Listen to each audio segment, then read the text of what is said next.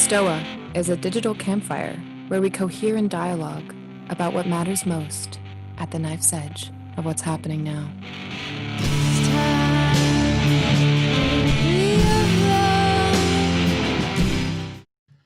Just when the song gets you, that's when we have to stop it and start the session.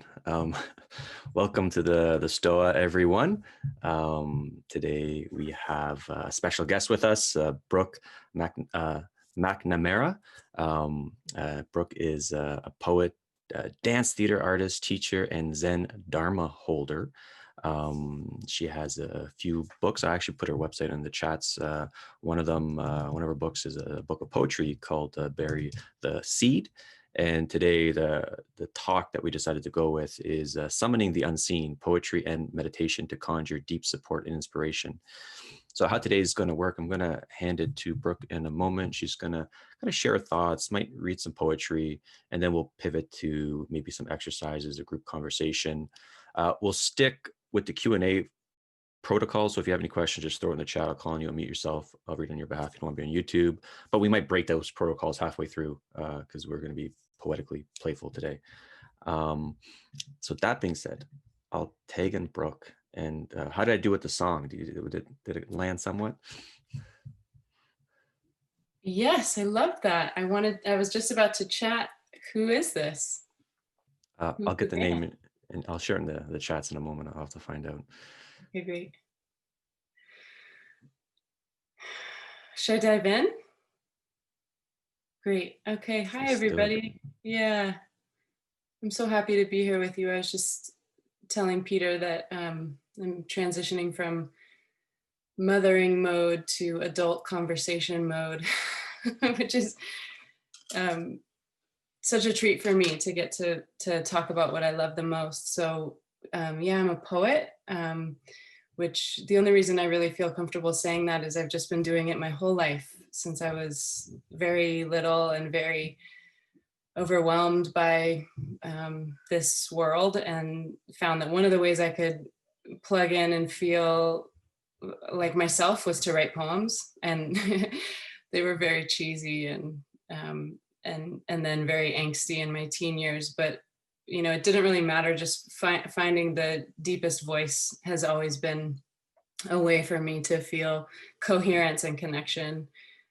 So poetry and dance.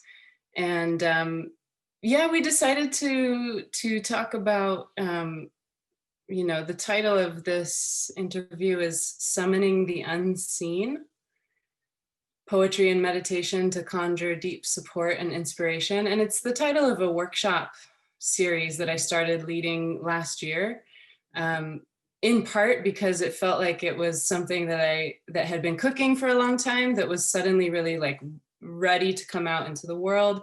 And also like that was met with the very practical need of my husband losing work because of the pandemic. So it was like, I need to make money and I have this thing that needs to somehow come out of me into the world. And so poetry and meditation are both ways, like I said, that I just make sense of reality and land in a way where I can actually settle. And in meditation, really listen to reality. And then in poetry, it's, I don't know who's speaking. Sometimes it feels like me and sometimes it doesn't. But it's like listening and speaking, kind of getting into a very real dialogue with reality. And so that's what I wanted to offer to others who were, so many people I know are longing to be more creative or like access their creative flow. And usually it's right here. There's just stuff in the way, you know, shyness or fear or lack of time or lack of valuing creative flow, but it's always right here. And I find that when people get together and put value on it, it flows like very easily and very beautifully. Like it's actually overwhelmingly beautiful to get together with people and write and read poetry and meditate together. And so I wanted to teach a course about writing poetry and listening to poetry together and meditation. But the thing that for me wraps those all together is something that I was nervous to talk about for a long time. And now it feels like I don't know, I feel like the more I say this out loud, the more people are like, yeah, me too. Which is just that, like I mentioned, being a really shy little kid. And I still sometimes feel like, wow, I'm just such an anxious person, especially these days. Like, that's kind of my baseline. And then the way that that is soothed really profoundly, actually, is just simply when I turn the dial and open my ordinary sense of self to the unseen world. And that can mean, I really like when I'm teaching my workshop to open that definition to really be inclusive of so many possibilities. So for some people, it's just attuning to our bodies, like our beating hearts, which we have never seen, obviously, but noticing that like our hearts are beating and we've never seen it, and that it's always there in the dark. For some people, that can shift perception to the miracle of being alive. For me, it's honestly been more about like ancestors, or so sometimes it's the experience of something subtle, not in physical form, but something or someone. Or for me, when I started meditating in my 20s, this woman started showing up every day in my meditation, and she looked like my mom, but slightly different. And she showed up for 6 years straight, and she always told me that her name was Sawa, Sawa. Like, she was very clear. She said, my name is Sawa. And she was very helpful, like undeniably helpful with my life. Like, practical problems, she had guidance, and also just like existential overwhelm, she had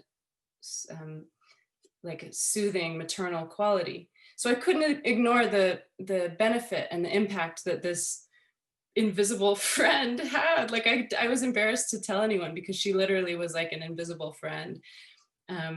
But she was there every time I meditated, and she always, clearly her name was Sawa.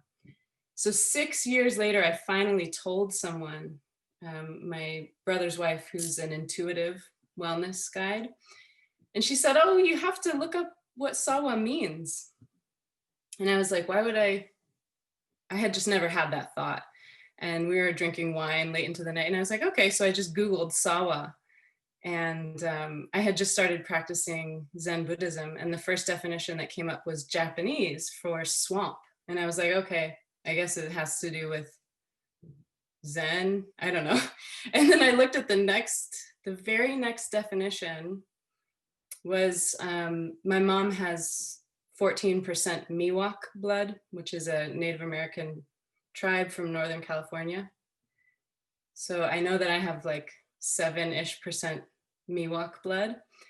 And the second definition of Sawa in Google was a Miwok female name meaning boulder. And I had just moved to Boulder, Colorado. So it felt like, okay, I can't deny that this isn't just like magical thinking. Some bigger poetic intelligence is at play. And the more that I've like relaxed into that semi-knowable reality that's unseen, the less anxious I've become, and the more creative, and the more happy. So I always like to invite that layer. It's like the unseen can be so secular, our beating hearts that aren't seen. It can be gravity, just tuning to gravity. And like, people write the most beautiful poems about gravity when they tune into that. But it can also be ancestors, soul, archetypal stuff. And then also, it doesn't have to be, the unseen doesn't have to be a thing. It can be nothing. It can be vast openness, and also tuning to openness or boundlessness, or however you want to call that experience of tuning to an expansive state of mind. That can also just open a portal to creative attunement and flow. So that's always kind of my really brief and dirty, down and dirty orientation to how I see the unseen. And I just find that way more inspiring as a portal into creativity and writing poetry and appreciating poetry than going in from a technical angle, although I do appreciate technique as well. I'm curious about the channeled aspect. Can you, because I've experienced stuff like that in my life when I write my daily journals and stuff like that. I'm curious how that how you would describe that. Yeah, well, first I want to thank you for your daily writing, because I've really benefited from your blog when I've gotten to read it. And I feel like it's contagious, honestly, when someone's writing from a state of channeling or flow or coherence. I always feel like I can feel that, and I appreciate that someone has been able to give themselves to flow. I know that it's not something we can necessarily do, but there's like a context we can create. It's like I always forget what teacher said, that enlightenment is an accident and meditation makes us more accident prone. I feel like creativity is very similar. Like there's things I can do to make myself creativity prone or channeling prone. And one of those things is to be with others in a shared intention of opening to the unseen world. Like I just said, I mean, I just get, like, it's amazing when I'm in those workshop spaces, the things that get made very quickly. But Peter, to answer your question, for me, my first choice for that, like creating a context for accidental creativity, because whenever I try to be creative, it's like, it feels really forced and kind of like annoying and fake. But my favorite way to set up the context is to get up early in the morning. I don't know why, but that before my kids are awake, when it's quiet and my mind is fresh and I have really strong coffee, I love that. And like, if I just do that, usually not only does a poem come, but the poem is like the afterthought. Like Leonard Cohen says, if your life is burning well, poetry is just the ash. So it's like, I like to get up early and drink really strong coffee, because then I have that channeling experience. And I don't know, for me, it feels euphoric, or if not euphoric, if not a high, it feels like very cohering.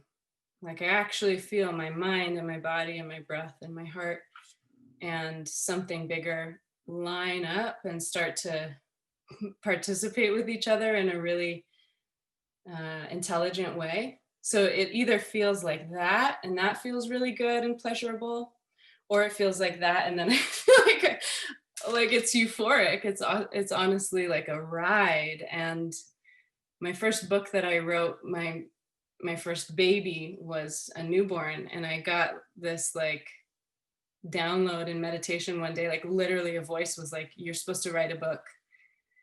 You should get up early every day." And I was like, fuck you. I'm a new mom, I'm exhausted. But then I trusted it, and I started getting up at 5 every day. And it was like the sexiest experience of creativity I've ever had. Like I was exhausted, but I participated with that invitation that I don't know where it came from. But like every day that I got up early, something was there to come through, to be written. It has never been like that since. But yeah, honestly, that's how channeling or creative flow feels very pleasurable to me. I think that's why I do it. It has its own reward built in. And what's coming up for me is the distinction between like good poetry, good writing, good art versus the flow state, that channel flow state, because I don't always think they're one and the same. Yeah. And I remember when I was in school and I was like, I had some formal poetry classes. I got turned off by it because it's like, you got to write poetry this way. It was not about that creative, like kind of flow state. And just referencing what I know with my journaling, like I've written probably well over 10,000 hours of personal journals, and they're unreadable because they weren't meant for anyone. They're just meant for me. And I deleted them right after. Like it almost looked schizophrenic if you just read it as it was. Mhm. But I got in flow state consistently writing in them. Mhm. And then my public ones are more polished, obviously, for other people. Mhm. And so I'm curious what your kind of your feel of that distinction, and how this idea of good art, good poetry, good writing turns people off from even attempting this medium, Mm. and like, denies them that flow state experience. Yeah, I love that question so much. And I also like upstairs in my office, I have a shelf like this wide of journals also that's like they've never been seen. They're from adolescence through adulthood. And I think that they were catalytic for my development and for just learning how to string words together and how to connect my soul or like something deeper than my personality or more original than my personality to language. It was just like a lot of practice, a lot of catharsis. And I agree. There are a lot of things, even in that process I was just describing as being so sexy and romantic. A lot of things that I wrote that they're just meant to be for that moment only, and I would never put them in a book. I don't feel like they're meant to be of service to others. I do feel like there's value in just cultivating the flow state, and there's value in studying technique, or for me technique really has to do at this point with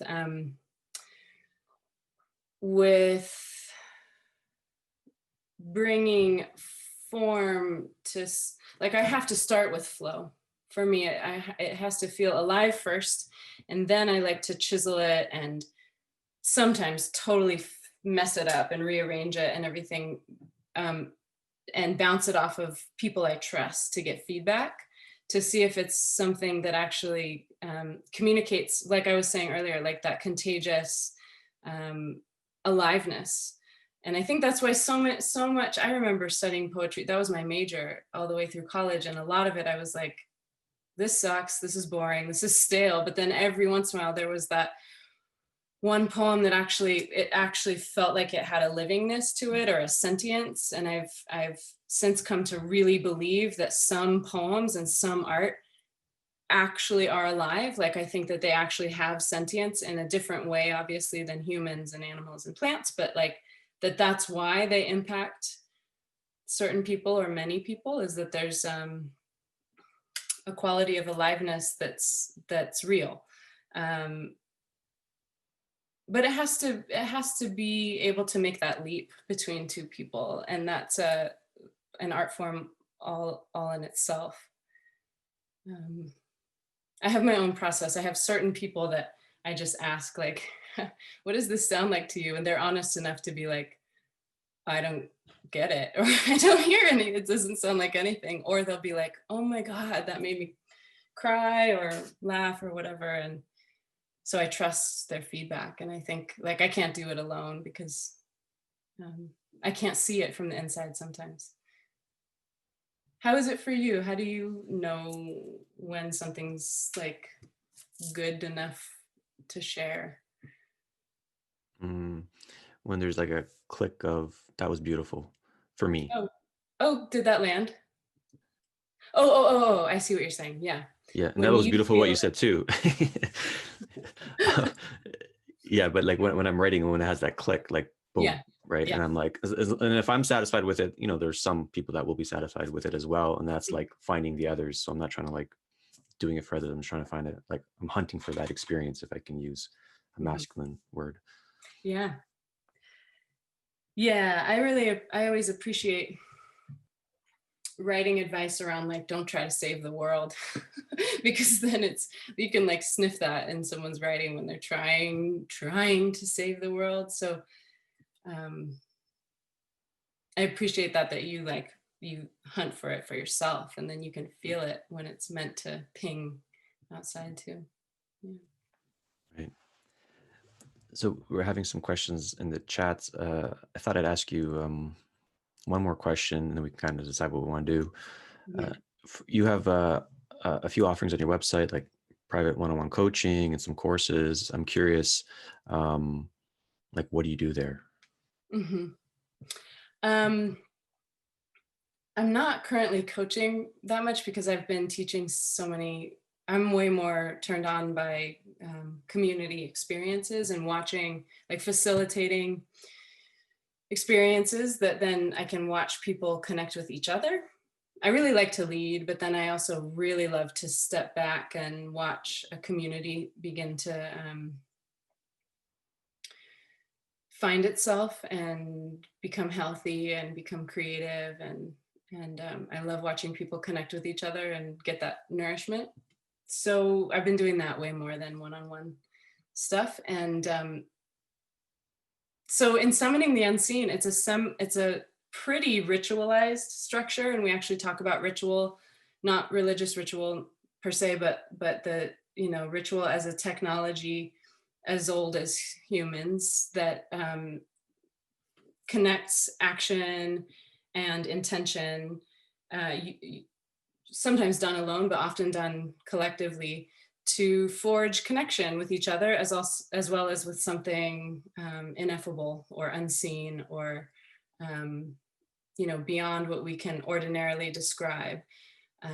And so yeah, we try to create that in a way that's not woo-woo, but that's very real. And so it usually looks like, hi, welcome, could reconnect. And then I like to give like a mini lecture about something that's exciting to me in poetry, whether it's technique or something else. And then I like to read poems to the class because I know I love to listen to poets read and I love to be read to. So I always do a little bit of that and just read to folks, because that also facilitates a shift of consciousness, usually from this like linear conversational space to a more like spiraling, circumambulating poetic space. And then from there, we usually sit meditation. And I've practiced a lot in the Zen tradition, so I usually guide something that's like Zazen, but I also have been a dancer my whole life. So sometimes it's more wacky and embodied, somatic, or visualization. And then I invite them to write, and I give them prompts that are connected to the theme from the beginning, or I say just ignore my prompts and write whatever's coming up. Because sometimes after listening to poetry and sitting, there's like all kinds of things are percolating, and it's like the cap has been taken off or the faucet has started to flow. So usually people have a lot to write and they're very surprised by that. Then I put them in small groups to read what they've written or share.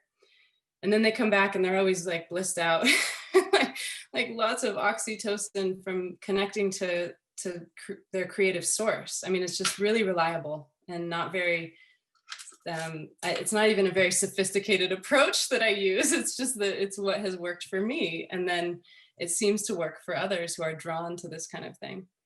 And then we all share in the big group. And so we get to have that kind of big coherent space, and people share their work sometimes, and they're usually very nervous and shaking. And then they share their work and it's really profound. And it's really like, I feel selfishly like I benefit so much from offering these. So that's summoning the unseen. And then I also teach creative practice workshops with my creative partner, who I met in graduate school getting my MFA in dance. And she and I make performance work together.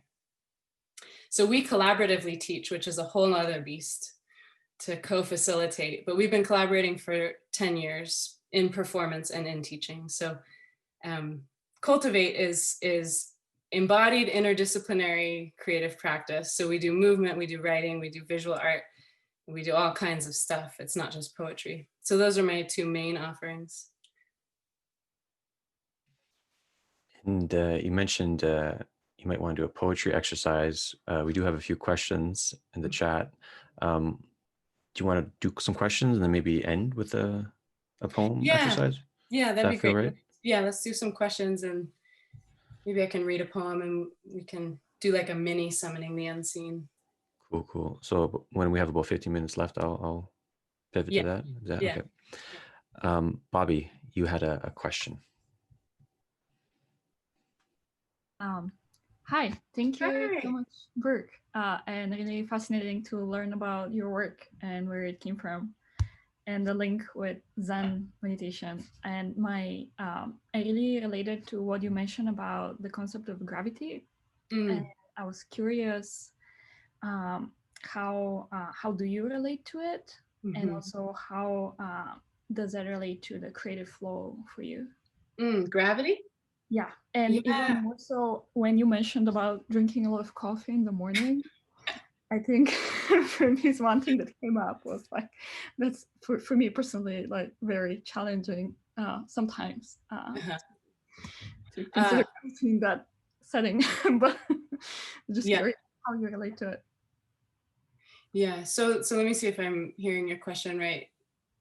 Are you just curious how I relate to gravity, or like particularly like the heaviness of being human Oh, and the need anyway, for that coffee?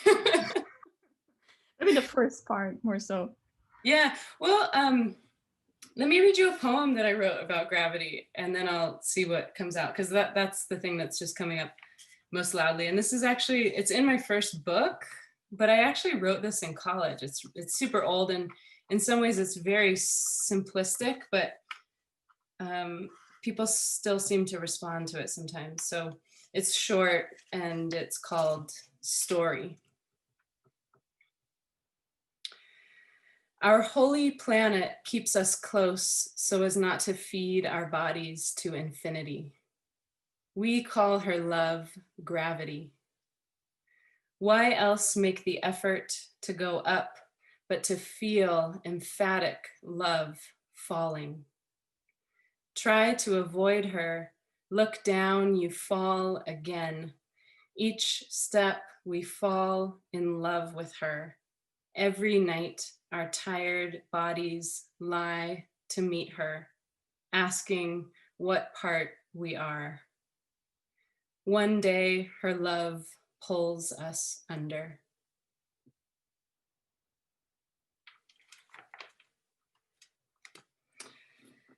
So I don't always walk around feeling like gravity is the earth's love for me, but sometimes it feels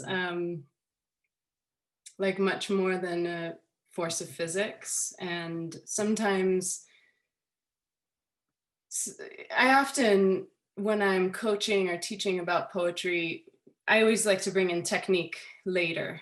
And I try to find a way to, whether it's like rhythm or line breaks or enjambment or whatever, there's ways of looking at all of those things that are, for me, way more enlivening than I ever learned in school. So I try to bring those in later, but at first, my first invitation is always like to just notice how reality itself is poetic. And it doesn't always occur that way. I know there's so many moments that feel very blah or hard or not animated by anything. But there's a lot, if I start to pay attention, and for me that's come through meditation practice, if I start to pay attention, then I notice that reality itself, like I can't get away from the inherent poetic nature of reality. And when I'm tuned to that, I don't know quite how to create that, sort of like what we were talking about earlier with setting up the right amount of yin and yang, like showing up and being curious, but then also being receptive enough to notice the poetic nature of reality. But for me, when I feel that, I feel it in my body. I feel it somatically. It makes me like, it tickles me. It makes me laugh. It makes me cry. I get turned on. I get mad. Like it's enlivening. And so gravity, from that perspective, gravity feels like it's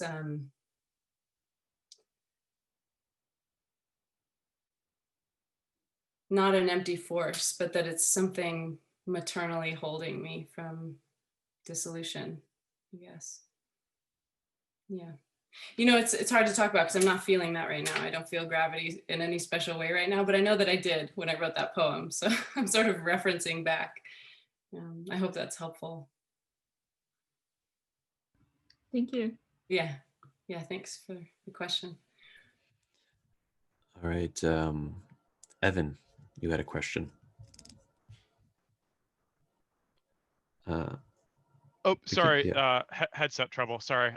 So my question for you, Brooke, is, so for me, I find language to be a nearly useless tool for internal processing. I view it as more of like an input-output function that I can pipe something from my internal reality into, rather than a tool for figuring out anything internally. And so for me, body-mind integration practices like yoga, meditation, psychedelics, etc., have been really crucial in moving into this way of being. And I'm curious if you could speak a bit about more on the interaction between, say, like what I would put as body, mind, heart integration and the creative process, because this is something that I've struggled to figure out how to share.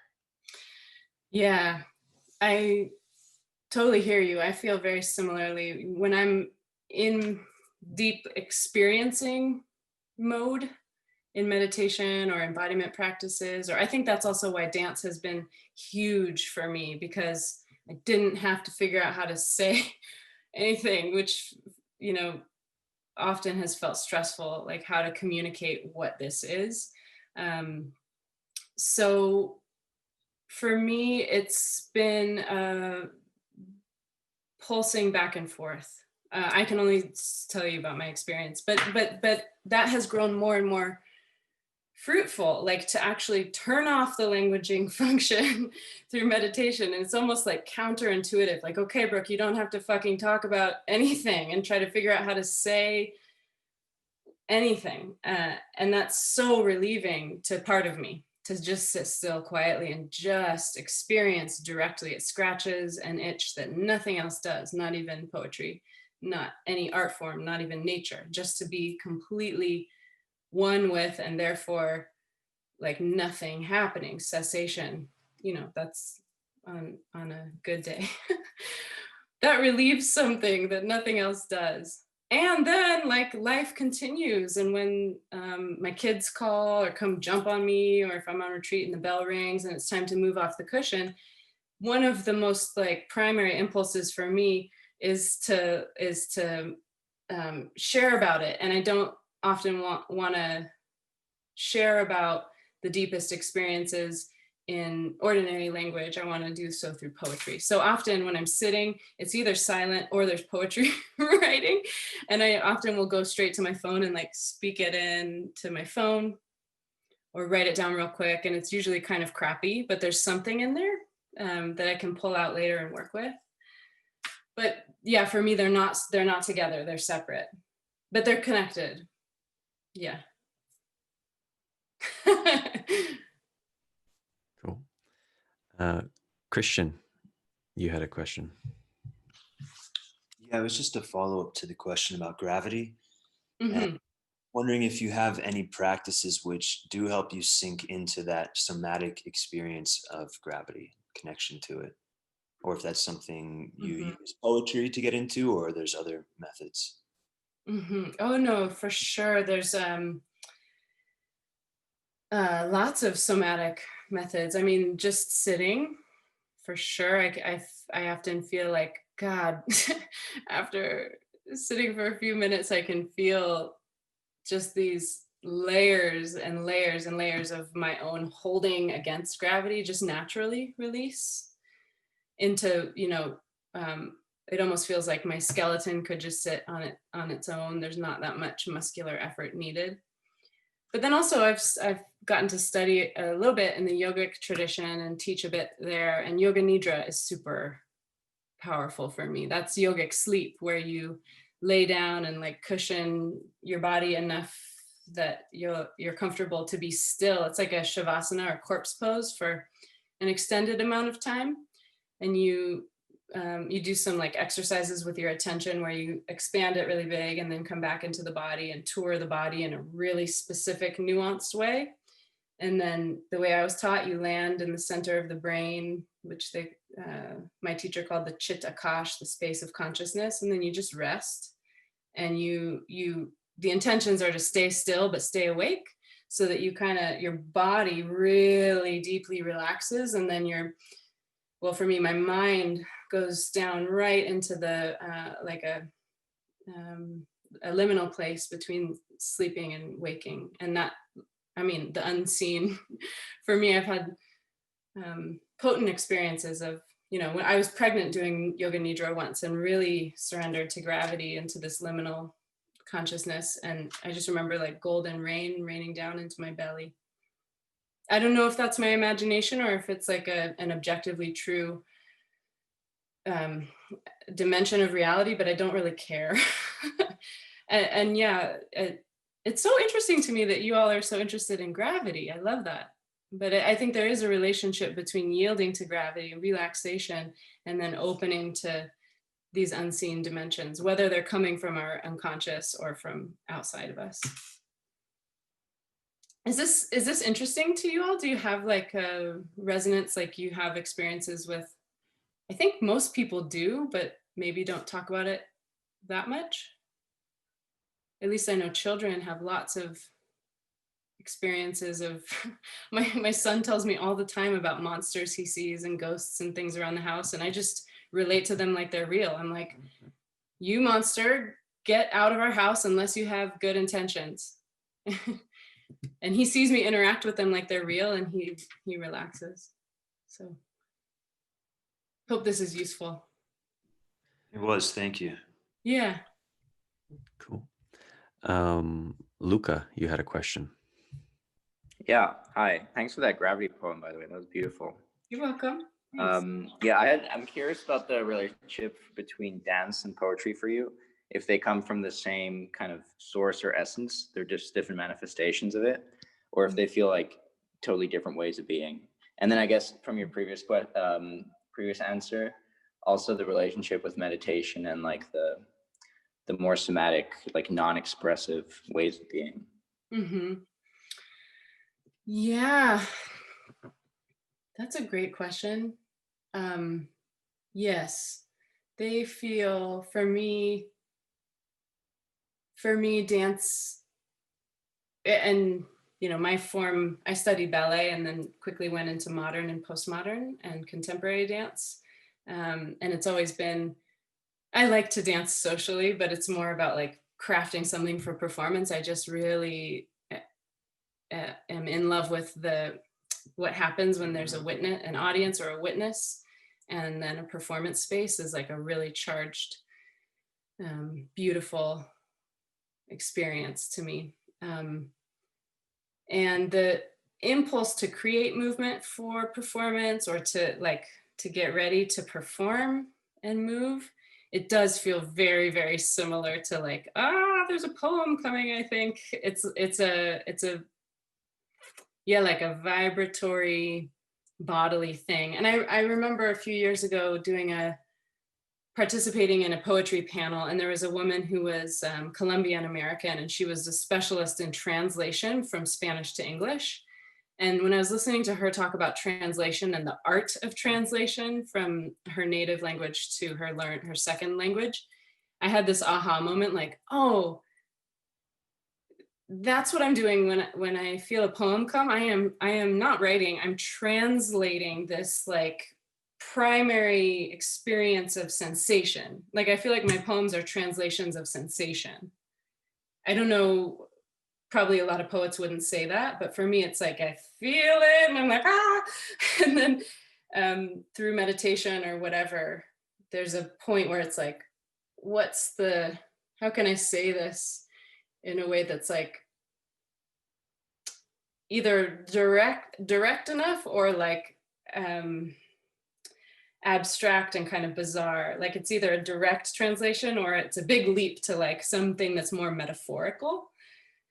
But the impulse feels the same as the thing that makes me want to dance. And then meditation feels like that's just a way to like create space for that thing to start to come up. Nice. I love that translating from sensation. That's a beautiful way of putting it. Is there, I noticed you kind of did like a threshold thing.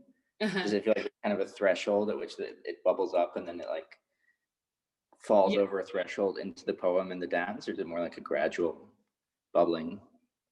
No, it feels like a threshold. And I think I know when a poem is going to suck because I'm just over the threshold. I'm like, oh, I'm going to write a poem. And then when I know that it's actually going to serve me, it's that I've given myself the time to be receptive first and listen and meditate or whatever.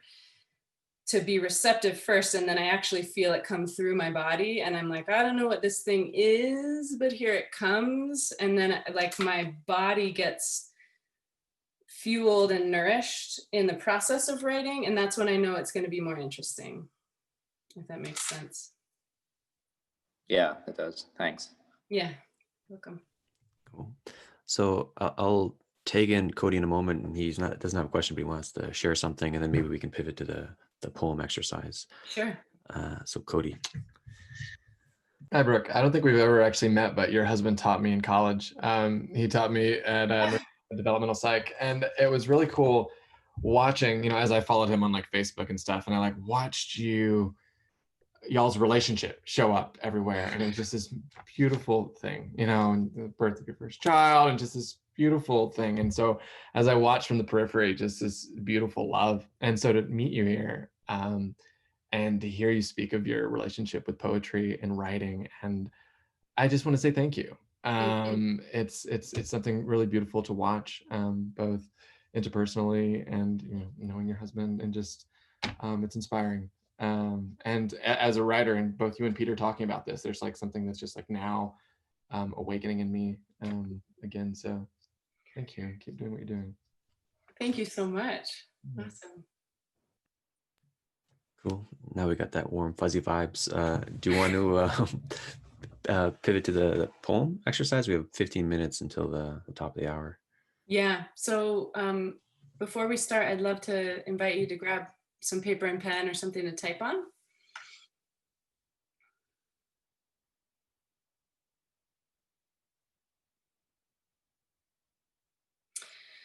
And you all look comfortable, but also if I was going to invite you into 3 minutes of meditation, if you want something else to sit on for that, I would say to grab that now, a cushion or whatever you need.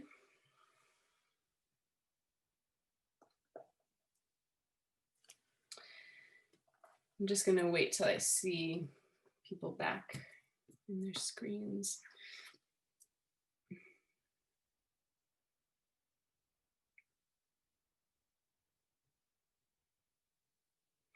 So yeah, well, we're waiting for everyone to arrive. I'll just say this will be like a very mini version of summoning the unseen. I think I'll just share a poem with you, and then we can sit, and then I have a couple writing prompts that I'll invite you into. And one of the things other than, you know, just sitting and waiting for that feeling to come, that there's an idea, or sometimes I feel like a poem literally comes through my body or from outside. Besides just waiting for that, sometimes the way that I invoke that experience, and this doesn't work for everyone, but I want to offer it to you because this is what I used for the poem I want to share. And I'm finding my words as I'm speaking, because it's coming to me in this moment. But I remember, so I often invite, everybody has their way to find inspiration, but for me, there's usually 2 different doorways that work if I feel really stuck. One of them, and this works really well for me on those mornings that I get up early with a strong cup of coffee and it's dark and it's quiet. If I do that, and then I just literally relate with death, or my specific death. And I say like, hi, I know you're coming. I know you're here. I don't know when, I don't know how. What do you death, what do you want to say through me? You know, or like, if this is my last morning to write, like if you're really close, what do I need to say? It's not meant to be morbid or to make this like really dramatic poem. Sometimes when I ask that, something really playful comes out, interestingly enough. But so often it's like an invocation of death or a remembrance of death. And then on the other hand, sometimes what I'll do is like, okay, instead of trying to write a good poem, what do I need to hear?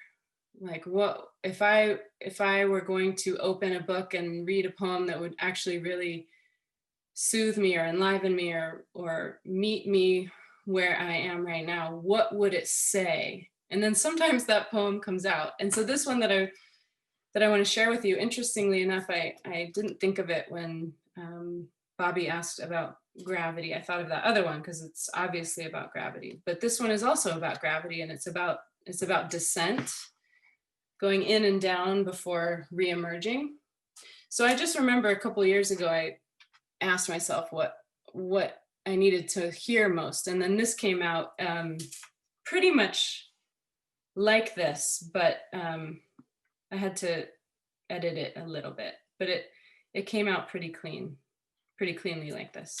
So I'm just going to read this to you, and then just guide us into a couple moments of quiet sitting, and then we can write together. So this poem is called Break.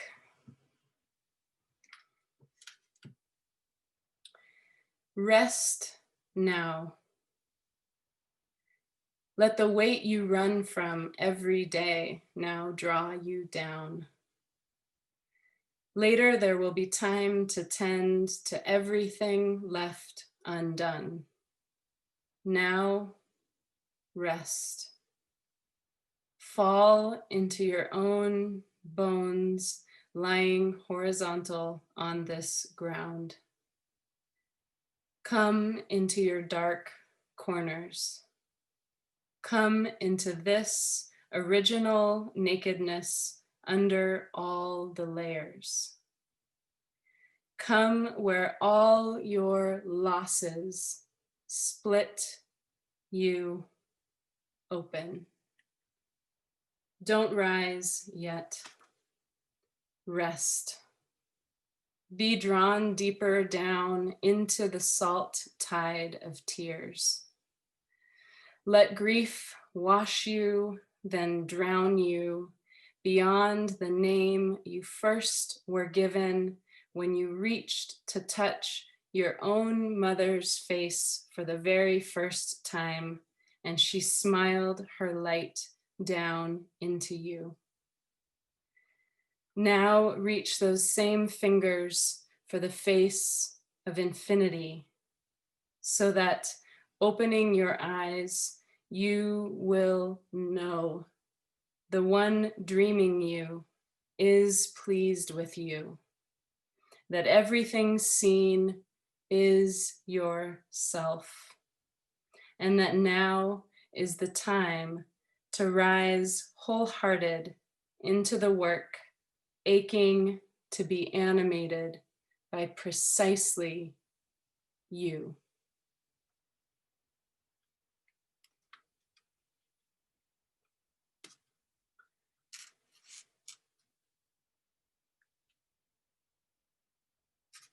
So I would invite you in the wake of those sounds to just take a posture that feels alert and awake, but also relaxed and easy. So alert and relaxed, whether that's a formal meditation posture or whatever comes through you, alert and relaxed. And then soften your gaze or close your eyes, whatever you prefer.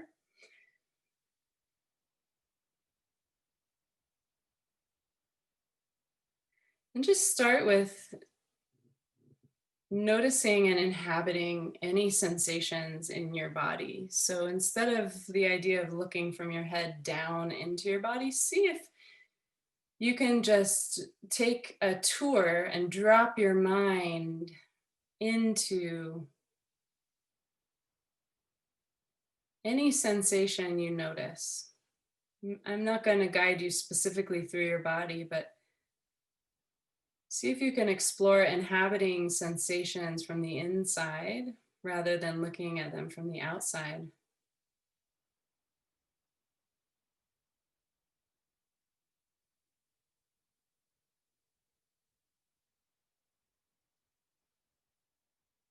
So you're just going to whatever sensation is vivid and interesting to you.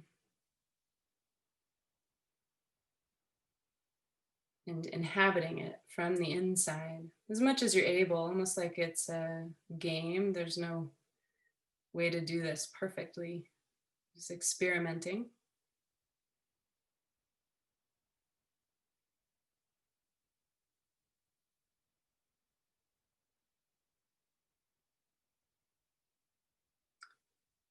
And then I want to invite you, and of course, please follow your own curiosity. But if you're willing to go with me, I want to invite you into your belly. So just a couple inches below your belly button and a couple inches back into the belly.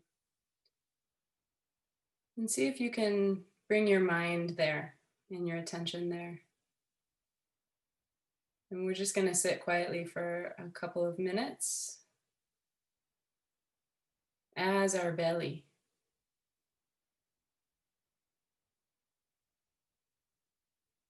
If that makes no sense, that's fine. You can also just imagine and pretend that your mind is in your belly. Just imagine that.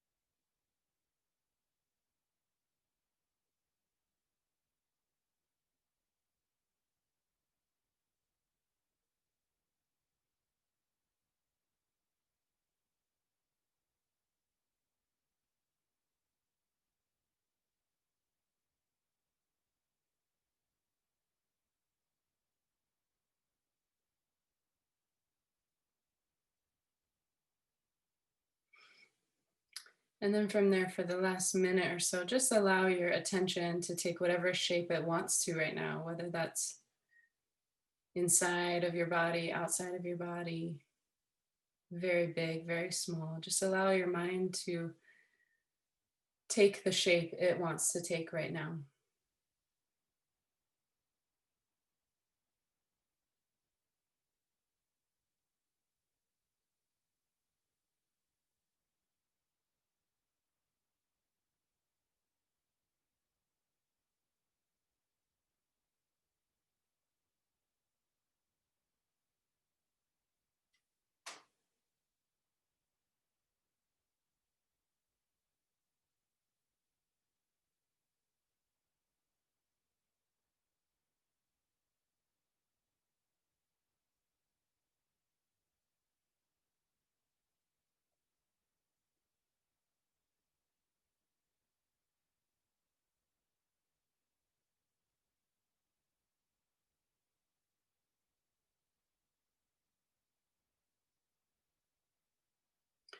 And I'm going to offer you a prompt right here, and we'll just sit quietly for a few more moments, sort of listening to how our body minds respond to this prompt, and then we'll shift to writing in a moment. But the question is,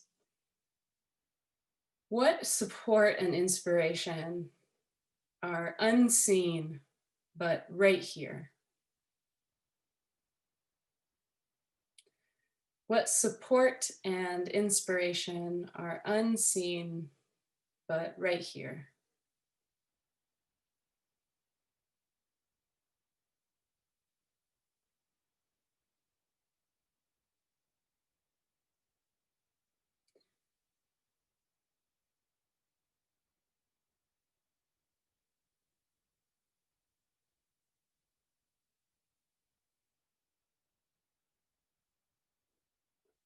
And then gently you can let your spine begin to kind of gently sway if you want, or whatever movements your body is drawn to making.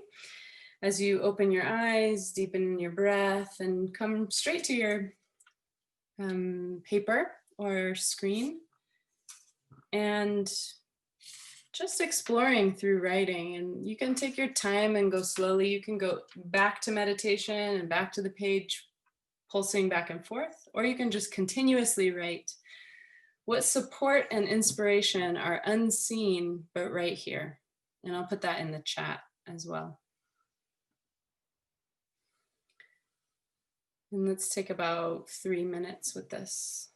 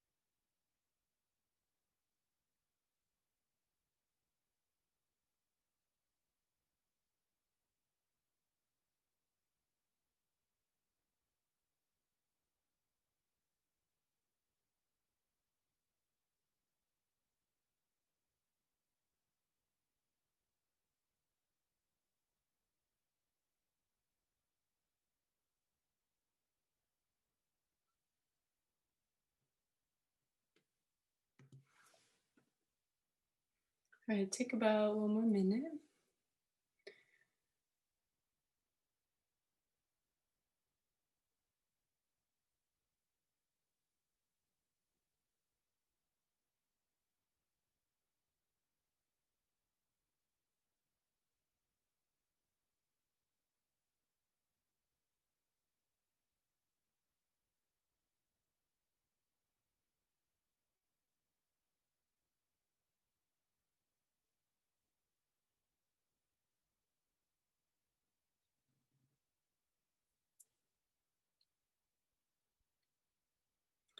All right, and it's awesome if this is really flowing for you, and I'd love for you to come back to it later, but for now, let's put a little ellipsis or period.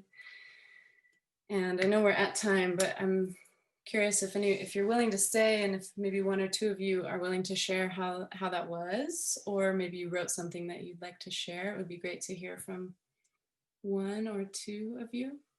Is that all right, Peter, if we go a little over? Yeah, we're good for about 10-15 minutes over the hour, past the hour. Okay, great. Okay, so Emmanuel, it looks like is willing to share.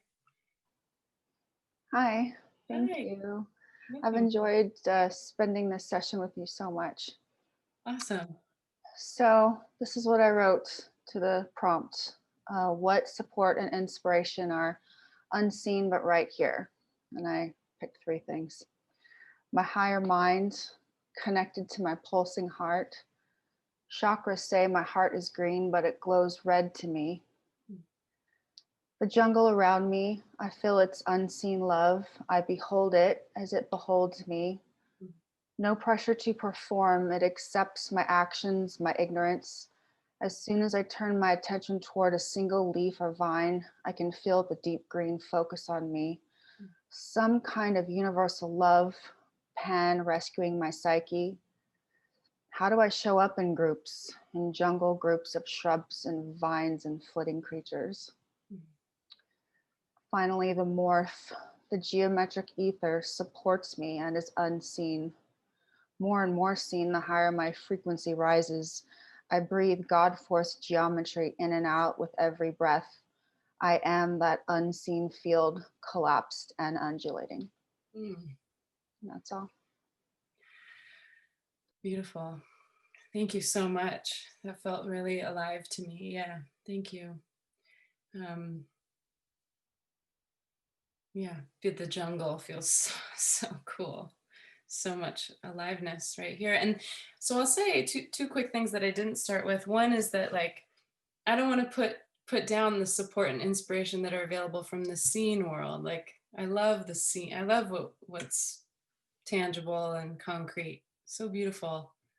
Nothing wrong with that, and we don't need to abandon that at all. But what I feel when people are practicing, or when I'm practicing tuning into unseen worlds, some hunger gets fed, where it's almost like an anti-capitalist activism a little bit. Like, there's some way where I'm not so graspy when I feed myself with what's right here that I'm not ordinarily tuned to. And then when I hear people share about what feeds them that's unseen, like just listening to Emmanuel, I feel nourished in a certain way where my cravings are less neurotic or something. It just feels like it's helpful to nourish. It sounds so cheesy, but like it's soul food in a way.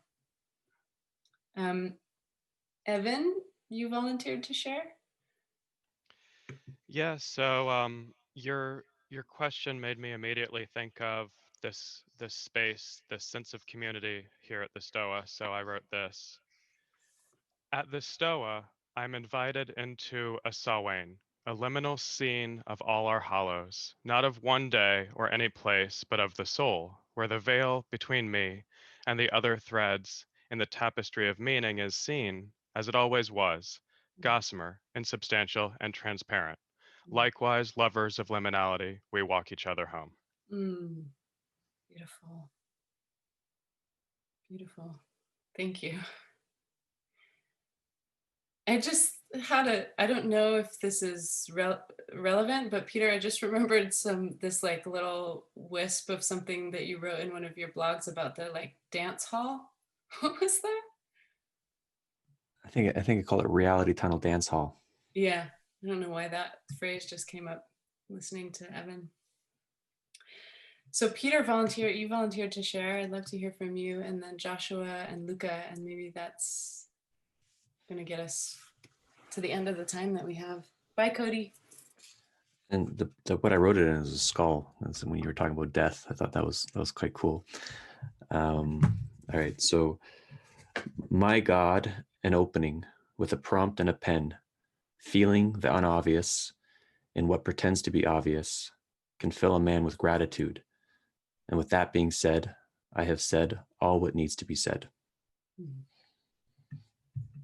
Awesome. What are the first couple lines? My God, an opening. My God, and opening, like an opening of something opening. Yeah, beautiful. Thank you. All right.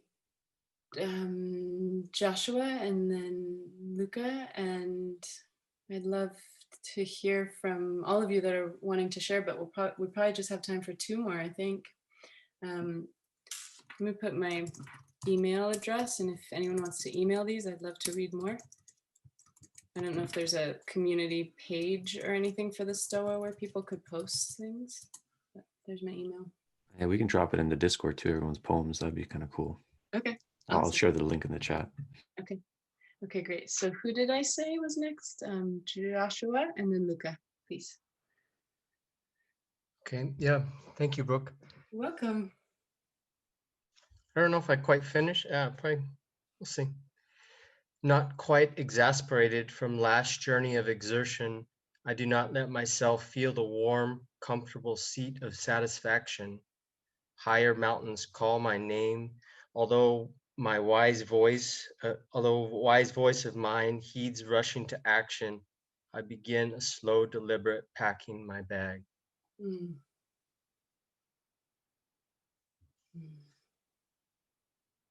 Thank you. Can you read the last couple sentences one more time?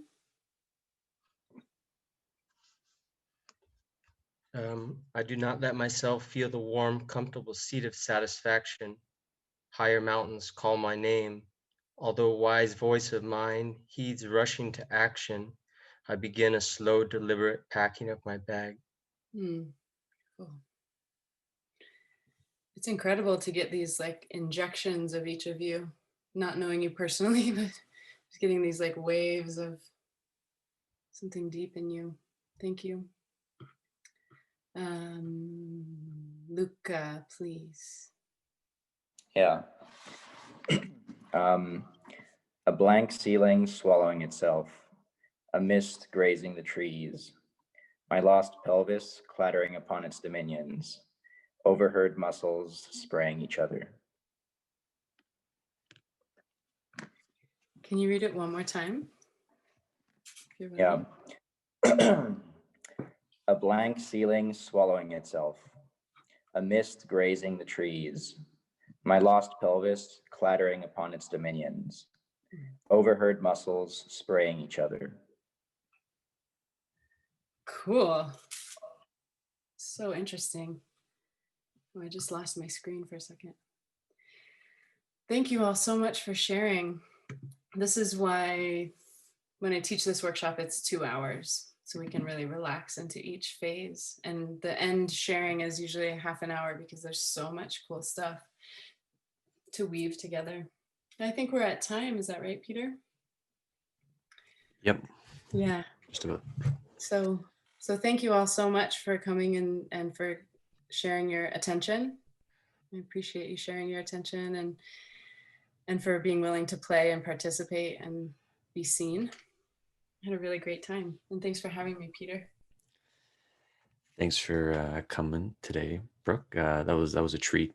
And I recall fondly in the earlier days of the Stoa, we used to have these like exercises where we did like collective poems, where someone like, wrote something in the chat and someone then wrote something, and follow, and then we kind of create a poem together. It might be good to bring that back and use some of the kind of the tech that you have. So I shared your link in the chats. I'll share it on the kind of the show notes for those who are listening. Thank you so much for coming to the Stoa today, Brooke. I would love to have you back anytime you want. Awesome. And upcoming events, we have Noam Chomsky coming in 2 hours. It's like 400 people RSVP to that event. So I'm kind of nervous in a stoically delicious way. So you can RSVP there if you can still get in. Go to our website for more events. If you're new here, we have a Patreon. Yeah, you can just find it on the website. I'm not going to put them all. That being said, everyone, thanks for coming to Stoa today. Thanks, everybody. Take care. Bye.